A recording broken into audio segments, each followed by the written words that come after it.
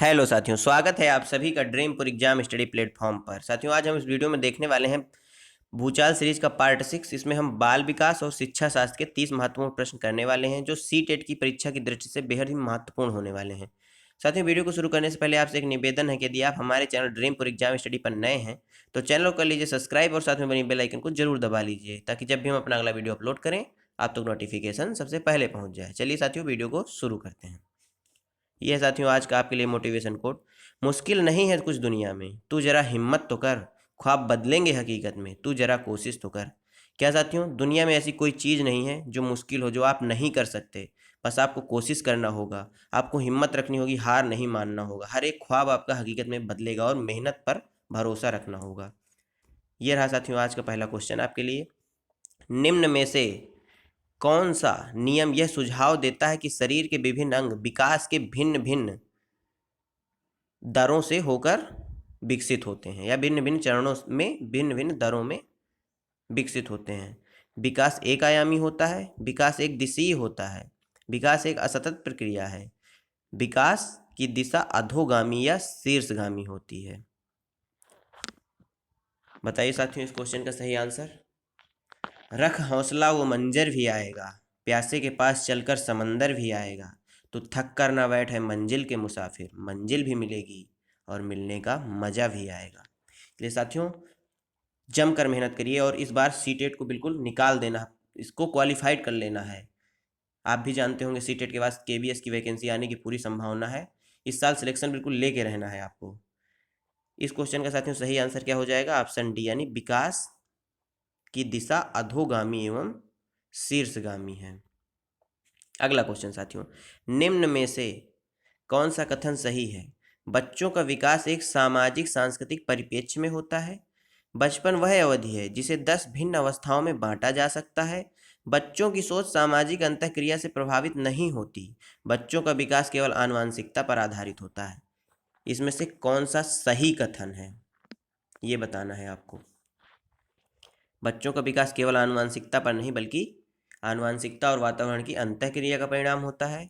बच्चों की सोच सामाजिक अंतःक्रिया से प्रभावित नहीं होती, बिल्कुल होती है। ये आंसर गलत, ये पॉइंट गलत है। बचपन वह अवधि है जिसे 10 भिन्न भिन्न अवस्थाओं में बांटा जा सकता है, यह पॉइंट भी गलत है। इस क्वेश्चन का सही आंसर ऑप्शन ए हो जाएगा, यानी विकास एक सामाजिक और सांस्कृतिक परिप्रेक्ष्य में होता है बच्चे का। अगला क्वेश्चन, निम्न में से किस मनोवैज्ञानिक ने अपने अधिगम सिद्धांत में पुनर्बलन का सबसे पहले प्रयोग किया है? लेविन ने, स्किनर ने, हल ने या कोहलर ने? कोहलर गेस्टाल्टवाद के जनक माने जाते हैं। स्किनर क्रिया प्रसूत अनुबंधन सिद्धांत इन्होंने दिया। और इस क्वेश्चन का सही आंसर ऑप्शन सी यानी हल हो जाएगा। क्लार्क हल ने सर्वप्रथम पुनर्बलन की बात की थी। अगला क्वेश्चन, विकास प्राणी में प्रगतिशील परिवर्तन है जो निश्चित लक्ष्यों की ओर निरंतर निर्देशित होता रहता है। यह कथन किसका है? हरलॉक महोदय का है, जीन पियाजे का है, ड्रेवर का है या फ्रायड का? फ्रायड कौन है साथियों? ये मनोविश्लेषणात्मक सिद्धांत के जनक हैं। जीन पियाजे ने क्या दिया है? संज्ञानात्मक विकास का सिद्धांत। और संज्ञानात्मक विकास के 4 चरण किसने दिए हैं? जीन पियाजे ने दिए हैं। और इस क्वेश्चन का सही आंसर ऑप्शन सी हो जाएगा, यानी ड्रेवर महोदय का यह कथन है। अगला क्वेश्चन, प्राथमिक स्तर पर एक अच्छे शिक्षक में सबसे महत्वपूर्ण विशेषता है क्या? पढ़ाने की उत्सुकता, धैर्य और दृढ़ता, विषयों में ज्ञान की दक्षता या शिक्षण पद्धतियों का ज्ञान? इसमें सबसे महत्वपूर्ण गुण पूछा है, बाकी ये सभी गुण शिक्षक के अंदर होने चाहिए, लेकिन इसमें सबसे महत्वपूर्ण गुण कौन सा हो जाएगा आपके अनुसार? आप भी एक भावी शिक्षक हैं भविष्य के, बताइए इसका सही आंसर क्या होगा। आपके अंदर ऐसा कौन सा गुण है जो सबसे महत्वपूर्ण होना चाहिए? इसका आंसर ऑप्शन बी हो जाएगा, धैर्य और दृढ़ता। साथियों आप जानते हैं जो प्राथमिक स्तर पे बच्चा होता है उसको समझने में चीज़ों को थोड़ा समय लगता है, हमें बार बार बताना पड़ता है। वो एक ही पॉइंट पर कई बार क्वेश्चन भी करता है, वहाँ पर हमें धैर्य और दृढ़ता की बेहद ही ज़रूरत होती है। यदि धैर्य नहीं होगा तो हम बच्चे पर क्रोधित हो जाएंगे, जो कि बिल्कुल भी नहीं करना, बच्चे पर हमें क्रोध करना ही नहीं। तो इस क्वेश्चन का सही आंसर ऑप्शन बी हो जाएगा, बच्चों के अंदर जिज्ञासा बहुत होती है। आनुवांशिक विन्यास के पूर्व निर्धारित रूप से प्रकट होने की प्रक्रिया क्या कहलाती है? आनुवांशिक विन्यास से पूर्व निर्धारित रूप में प्रकट होने की प्रक्रिया डॉट डॉट डॉट क्या कहलाती है, मतलब कहलाती क्या है बताइए। अनुकूलन कहलाती है, अधिगम कहलाती है, या समाजीकरण या परिपक्वता कहलाती है? बताइए साथियों, कौन सा हो जाएगा इस क्वेश्चन का सही आंसर? प्रक्रिया परिपक्वता कहलाती है, यानी ऑप्शन डी बिल्कुल सही आंसर है। अगला क्वेश्चन, डॉट डॉट डॉट समाजीकरण का प्राथमिक और डॉट डॉट समाजीकरण का द्वितीयक कारक है। परिवार और विद्यालय, मीडिया और परिवार, विद्यालय और मीडिया, मीडिया और आस पड़ोस। साथियों, बच्चे का जन्म कहाँ होता है? परिवार में होता है। परिवार में होता है तो बच्चे के समाजीकरण का प्राथमिक कारण क्या हो गया? परिवार। अब यहाँ पर देखिए, पहले नंबर पे कहीं भी परिवार दिख रहा है? नहीं। तो इस क्वेश्चन का सही आंसर ऑप्शन ए हो जाएगा, यानी परिवार और विद्यालय। द्वितीयक कारण कौन सा है? विद्यालय है। अगला क्वेश्चन साथियों, लॉरेंस कोहल वर्ग के अनुसार 7-8 वर्षीय बच्चों में नैतिक निर्णय लेने का आधार क्या है? सामाजिक व्यवस्था बनाए रखना, सामाजिक अनुबंध बनाए रखना, दंड और आज्ञा पालन, सार्वभौमिक नैतिक सिद्धांत। 7 से 8 वर्षीय बच्चों में नैतिक निर्णय लेने का आधार पूछा गया है इस क्वेश्चन में। बताइए साथियों, क्या हो जाएगा आपके हिसाब से? 7 से 8 वर्ष का बालक क्या जानता है कि अगर हम गलत काम करेंगे तो हमें दंड मिलेगा, हम आज्ञा का पालन नहीं करेंगे तो हमें दंड मिलेगा, हमें आज्ञा पालन करना चाहिए। यानी इस क्वेश्चन का सही आंसर ऑप्शन सी हो जाएगा। साथियों, सीडीपी को आप, बाल विकास को आप अपने दैनिक जीवन से जोड़कर, अपने आसपास में जो बच्चे होते हैं उनको देखकर, समझकर आप इसके आंसर निकाल सकते हैं। अपनी कक्षा के लिए मूल्यांकन पद्धति तय करने से पहले एक शिक्षक को किन बातों पर विचार करना चाहिए? मेरे अलावा इन परिणामों का उपयोग कौन करेगा? विशिष्ट छात्रों के अधिगम वक्र का पता लगाने का सर्वोत्तम तरीका क्या है? कौन सा तरीका अध्यापिका को स्वयं के शिक्षा शास्त्र पर चिंतन में मदद करेगा? कौन सी विधि छात्रों को उच्चतम अंक पाने में मदद करेगी, या सभी? बताइए इस क्वेश्चन का सही आंसर। मूल्यांकन पद्धति में तय करने से पहले एक शिक्षक को किन बातों पर विचार करना चाहिए? आपके हिसाब से क्या हो जाएगा इस क्वेश्चन का सही आंसर? यदि आप शिक्षक बनते हैं, और बनेंगे ही, बिल्कुल बनेंगे, तो आप किन चीज़ों पर विचार करेंगे? बताइए साथियों। इस क्वेश्चन का सही आंसर ई हो जाएगा, यानी सभी। अगला क्वेश्चन, समावेशी शिक्षा में से अभिप्राय क्या है? आर्थिक रूप से कमजोर वर्ग ईडब्ल्यूएस का आरक्षण केवल सरकारी विद्यालयों में ही उपलब्ध करवाया जाए, दिव्यांग छात्रों को विशेष विद्यालयों में ही शिक्षा दी जाए, यानी सिर्फ विशेष विद्यालयों में शिक्षा दी जाए, सरकारी विद्यालयों में केवल अंग्रेजी भाषा पढ़ाई जाए, योग्यताओं से परे होकर सभी बच्चों को गुणवत्तीय शिक्षा उपलब्ध कराई जाए। बताइए समावेशी शिक्षा का क्या तात्पर्य है? क्या आप ईडब्ल्यूएस आरक्षण केवल सरकारी विद्यालयों में उपलब्ध कराएंगे, या दिव्यांग बच्चों को विशेष विद्यालयों में भेज देंगे, या विद्यालय में केवल अंग्रेजी भाषा ही पढ़ाएंगे? तो इस क्वेश्चन का सही आंसर ऑप्शन डी हो जाएगा, यानी योग्यताओं से परे होकर सभी बच्चों को गुणवत्तापूर्ण शिक्षा उपलब्ध कराई जानी चाहिए। यदि आप एक शिक्षक हैं तो विशेष आवश्यकता वाले बच्चों के लिए बच्चों की शिक्षा कैसे उपलब्ध कराएंगे? अन्य सामान्य बच्चों के साथ, या विशेष विद्यालयों में? विशेष विद्यालयों में विशेष बच्चों के लिए विकसित पद्धतियों द्वारा, या विशेष कक्षा द्वारा? बताइए आप क्या करेंगे? बताइए साथियों, जल्दी बताइए। समावेशी शिक्षा क्या कहती है साथियों? कि बालक दिव्यांग हो, सामान्य हो, प्रतिभाशाली हो, कैसा भी हो, हमें साथ में बैठालकर शिक्षा देनी है, यानी अन्य सामान्य बच्चों के साथ आप शिक्षा बालक को देंगे। अगला क्वेश्चन साथियों, किसी बच्चे में चिंतन में आयु के बढ़ने के साथ साथ किसकी प्रधानता बढ़ती है? तर्क की, सामान्यीकरण की, आत्म केंद्रितता की, या जीववाद की? जीववाद क्या होता है साथियों? जीववाद में बच्चा निर्जीव वस्तु को सजीव समझने लगता है। आत्म केंद्रीकरण मतलब स्वयं में केंद्रीकृत हो जाना, यानी एक अपने आप में ही खो जाना जिसे बोला जाता है। इस क्वेश्चन का सही आंसर क्या हो जाएगा? उम्र बढ़ने के साथ साथ तर्क की प्रधानता बढ़ती जाती है। अगला क्वेश्चन, विकासात्मक संवेग के सिद्धांत का प्रतिपादन निम्न में से किसके द्वारा किया गया? विकासात्मक संवेग साथियों, क्वेश्चन को घुमाया गया है, ध्यान दीजिएगा। ब्रिजेज ने, वाटसन ने, पियाजे ने या स्किनर ने? स्किनर क्रिया प्रसूत अनुबंधन सिद्धांत, वाटसन व्यवहारवाद के जनक माने जाते हैं। किसके साथियों? व्यवहारवाद के जनक माने जाते हैं। ब्रिजेज, इन्होंने संवेग, बालक में 4 संवेगों के बारे में, नहीं, संवेग के जनक यही माने, संवेग इन्होंने ही बताए थे। इस क्वेश्चन का सही आंसर पियाजे हो जाएगा, यानी जीन पियाजे, जिनको संज्ञानात्मक विकास के सिद्धांत का जनक भी कहा जाता है और विकासात्मक संवेग का सिद्धांत भी इसी का दूसरा नाम है। अगला क्वेश्चन साथियों, प्रगतिशील शिक्षा के समर्थक थे पियाजे, कोहलवर्ग, जॉन डीवी या वाइगोत्स्की? वाइगोत्स्की सामाजिक सांस्कृतिक विकास के सिद्धांत के जनक, कोहलवर्ग नैतिक विकास के सिद्धांत के जनक और पियाजे संज्ञानात्मक विकास के सिद्धांत के जनक। और इस क्वेश्चन का सही आंसर ऑप्शन डी यानी ऑप्शन सी जॉन डीवी हो जाएगा। प्रगतिशील शिक्षा के समर्थक कौन थे? जॉन डीवी थे। ये एक बहुत ही महत्वपूर्ण क्वेश्चन है साथियों, इंपॉर्टेंट है परीक्षा की दृष्टि से, हो सकता है इस बार आपके परीक्षा में बिल्कुल छप जाए ये क्वेश्चन। एक बच्ची लिखाई में निरंतर कठिनाई का सामना करती है, ध्यान दीजिए साथियों, किसमें? लिखने में। उसे अक्षर बनाने और शब्द के बीच अंतराल करने में चुनौती महसूस होती है। यह लक्षण किस अधिगम विकार की ओर इशारा करते हैं? पठन वैकल्य या आलेख वैकल्य, गणन वैकल्य या ध्यान अति सक्रियता वैकल्य? बताइए साथियों इस क्वेश्चन का सही आंसर। बहुत अच्छा क्वेश्चन है। गणित वैकल्य, गणन वैकल्य साथियों, ये डिस्कैलकुलिया यानी गणित से संबंधित है। इस क्वेश्चन का सही आंसर ऑप्शन बी यानी आलेख वैकल्य हो जाएगा। अगला क्वेश्चन, विद्यार्थियों में व्यक्तिगत विभिन्नताओं को पूरा करने के लिए एक शिक्षक को मानकीकृत पद्धतियों और आकलन के तरीकों का उपयोग करना चाहिए।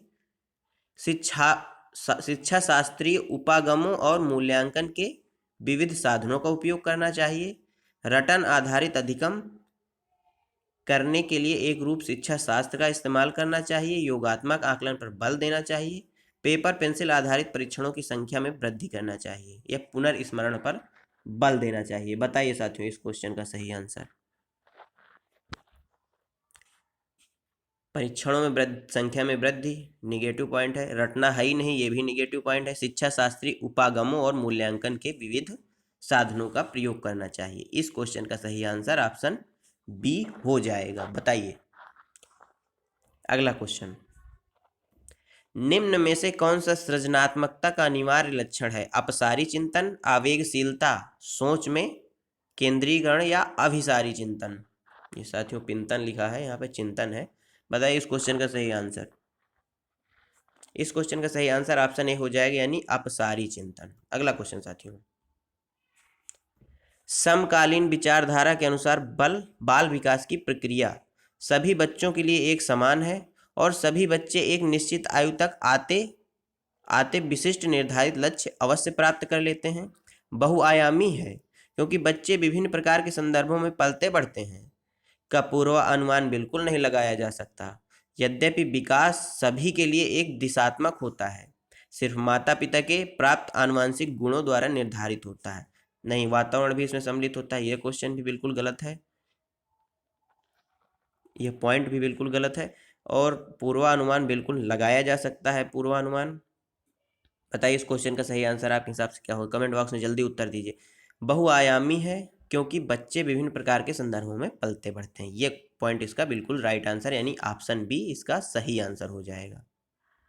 अगला क्वेश्चन साथियों, रुचि को 3 सितारे दिखाई जाती हैं।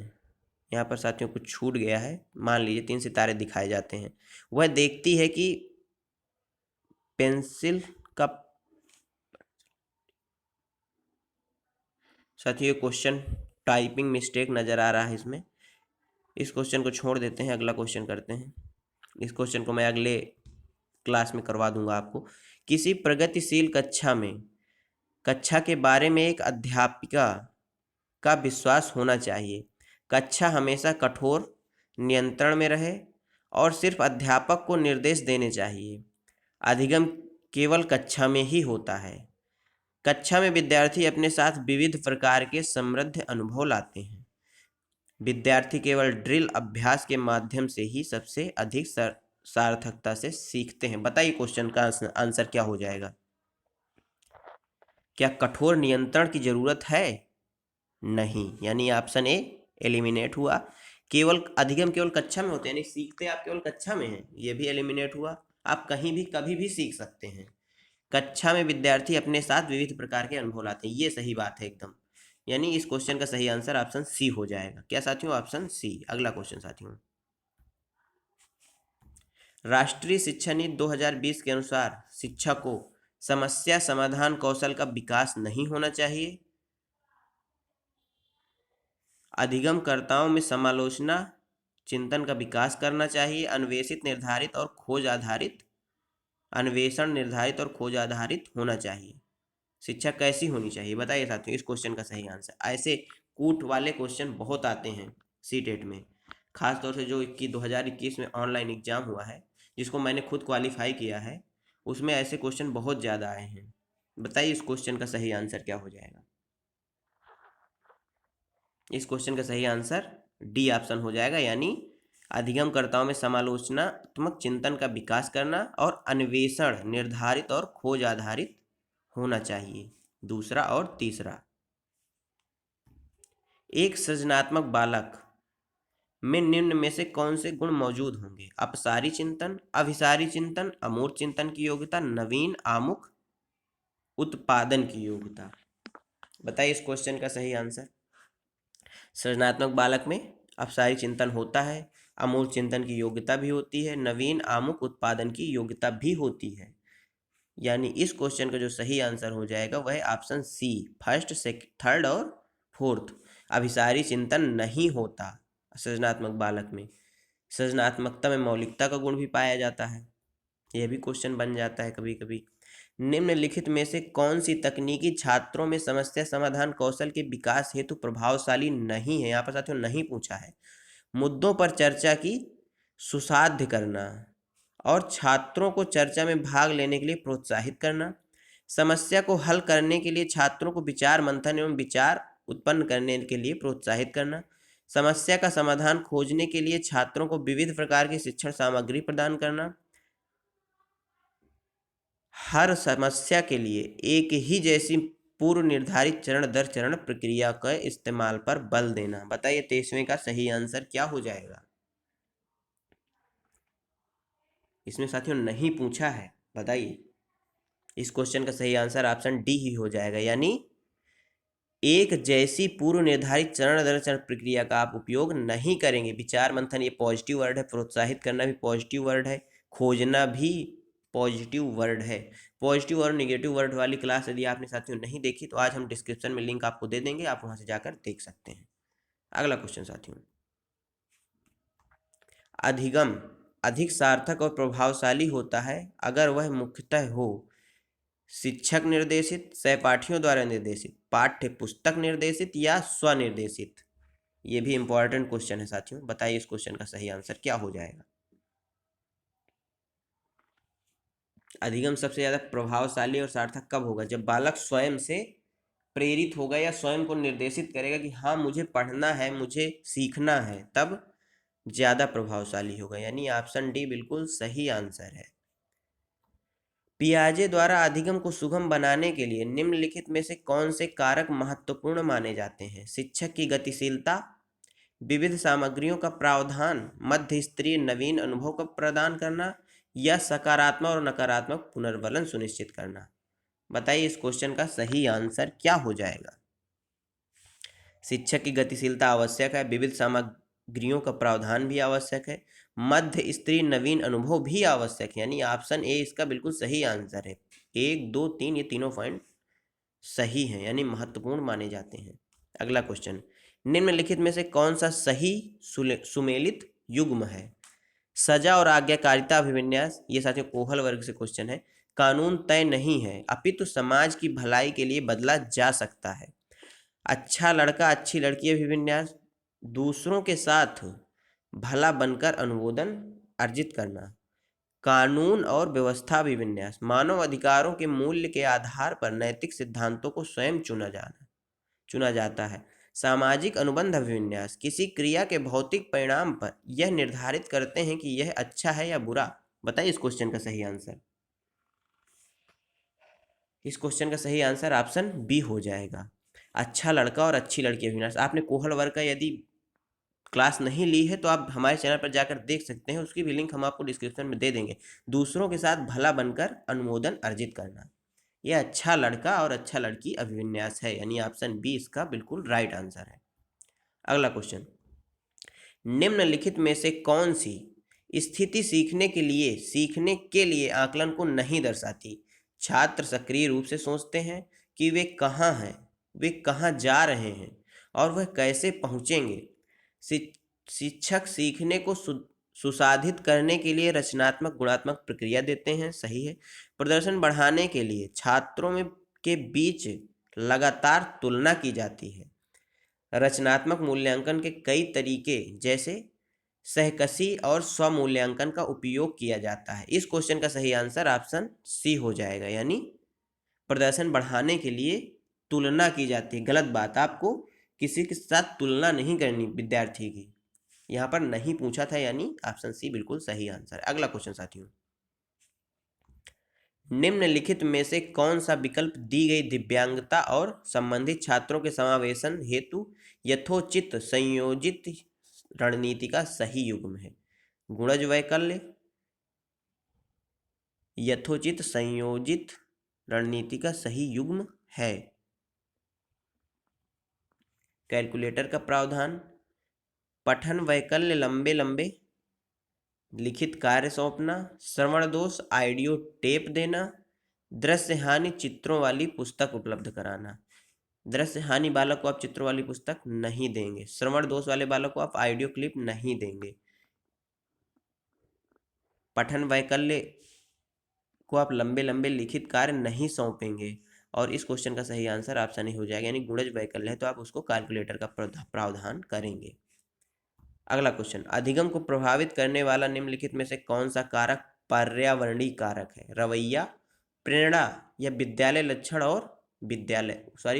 लक्षण और विद्यालय। इस क्वेश्चन का सही आंसर क्या हो जाएगा। पर्यावरण। साथियों पर्यावरणीय कारक सीधा साधा आंसर हो जाएगा ऑप्शन डी, यानी विद्यालय। अगला क्वेश्चन,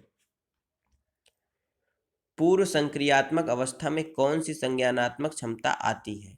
अमूर्त सोच की क्षमता, लक्ष्य निर्देशित व्यवहार की क्षमता, दूसरे का नजरिया लेने की क्षमता, परिकल्पना निगमनात्मक सोच की क्षमता। इस क्वेश्चन का सही आंसर क्या हो जाएगा।